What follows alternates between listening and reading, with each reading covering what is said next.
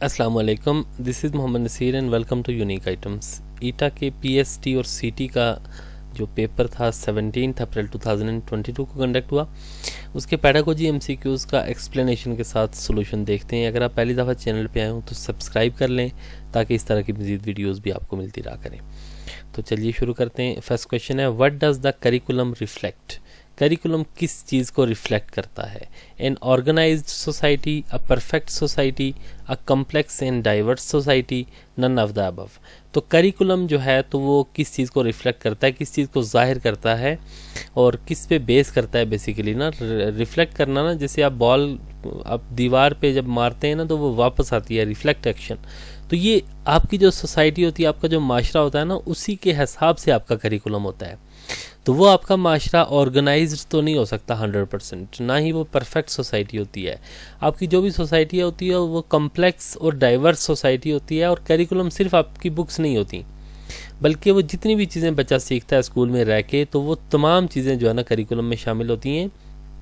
आपकी को curricular activities हैं, आपकी स्पोर्ट्स है, आपकी जो गेम्स हैं, उसके अलावा जो क्लास में आप पढ़ा रहे होते हैं, तमाम चीज़ें जो होती हैं ना, वो जो बच्चा सीख रहा होता है, वैल्यूज़ जो सीख रहा होता है, तो वो सब करिकुलम के अंडर आती हैं। तो वो ऑर्गेनाइज सोसाइटी या परफेक्ट सोसाइटी तो नहीं हो सकती, वो डाइवर्स और कम्प्लेक्स सोसाइटी होती है, डिफरेंट तरह के लोग होते हैं उसमें। तो ये इस चीज़ को रिफ्लेक्ट करता है करिकुलम। तो राइट आंसर यहाँ पे सी होगा। The unwritten, unofficial and often unintended lessons, values and perspectives that students learn in the school refer to।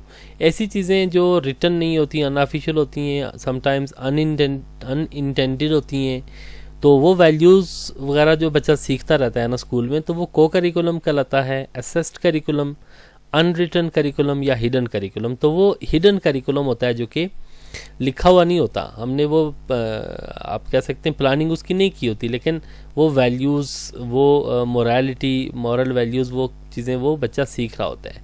तो राइट आंसर यहाँ पे डी होगा। ये हिडन करिकुलम की ये एग्जांपल है। We can not educate the people without dash, objectives, syllabus, curriculum, school. अब देखें, स्कूल के बगैर भी आप पढ़ा सकते हैं।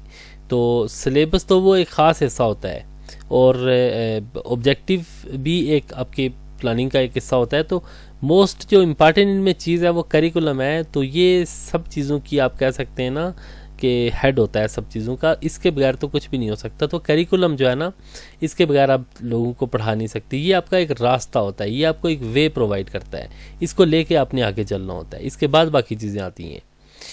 तो नेक्स्ट है कि effective teaching is a function of. Effective teaching किस चीज़ का फंक्शन है?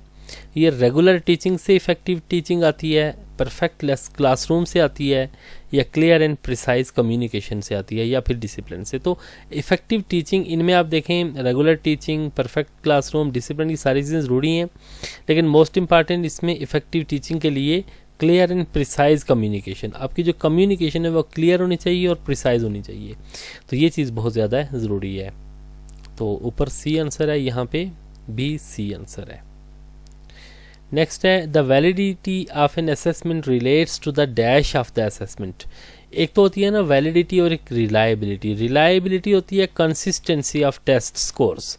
तो वैलिडिटी होती है ना कि if a test is valid if it measures what it is supposed to measure. यानी कि एक ऐसा टेस्ट वैलिड होता है जो कि वाकई उस चीज़ को मेजर कर रहा है, आप असेसमेंट आपको दे रहा है जो आप असेस करना चाहते हैं। तो ये उसकी रेलिवेंस होती है, क्वालिटी, कंसिस्टेंसी या यूज़फुलनेस। तो ये रेलिवेंस होती है, यानी कि what it is suppose to measure, जिसके लिए वो मेजर करने के लिए बनाया गया, अगर उसी को मेजर कर रहा है तो वो टेस्ट वैलिड होता है। इट मीन्स कि रेलिवेंस जो होती है आपकी वैलिडिटी होती है। तो ए यहाँ पे आंसर है। The evaluation of personality is best made through the use of. जो पर्सनालिटी टेस्ट होते हैं ना, वो प्रोजेक्टिव टेस्ट होते हैं। इसमें आपकी पर्सनालिटी प्रेजेंट होती है, प्रोजेक्शन होती है उसकी। तो ये आपके प्रोजेक्टिव टेस्ट जो होते हैं ना, वो पर्सनालिटी मेजर करने के लिए इस्तेमाल होते हैं। नेक्स्ट है, psychological environment of the class is primarily the duty of. Psychological environment जो क्लास का होता है ना, वो आपका सब्जेक्ट टीचर वो क्रिएट करता है। देखें ना, प्रिंसिपल या क्लास टीचर तो वो एक फिजिकल इन्वायरमेंट, क्लास की सेटिंग कैसे हो, सीटिंग कैसे हो, ठीक है, तो हवा, रोशनी वगैरह ये चीज़ें तो फिजिकल इन्वायरमेंट में आती हैं। तो साइकोलॉजिकल इन्वायरमेंट जो होता है उसमें ये होता है कि बच्चे अंडर प्रेशर ना हो। तो वो क्या होता है कि वो सब्जेक्ट टीचर जो पढ़ा रहा होता है तो बच्चे कैसा फील करें, वो उनसे प्यार मोहब्बत करना, ये सारी चीज़ें साइकोलॉजिकल इन्वायरमेंट में आ जाती हैं। तो ये चीज़ डेफिनेटली जो टीचर पढ़ा रहा होता है वो करता है ना, तो सब्जेक्ट टीचर की ये जिम्मेदारी होती है कि साइकोलॉजिकल नफ्सियाती माहौल तो वो जो बंदा मौजूद होता है क्लास में पढ़ाने के टाइम पे तो वही तो क्रिएट करता है। तो इसमें कोई क्लास टीचर या प्रिंसिपल का रोल नहीं होता। तो राइट आंसर यहाँ पे सी होगा। Motto of the teacher is, teacher का मोटो क्या है? Maintain discipline, guide students growth, teach subject matter, none of the. अब देखें डिसिप्लिन मेंटेन करना भी ज़रूरी है, सब्जेक्ट मैटर टीच करना भी ज़रूरी है, लेकिन मोटो ऑफ द टीचर उसका ऑब्जेक्टिव क्या है?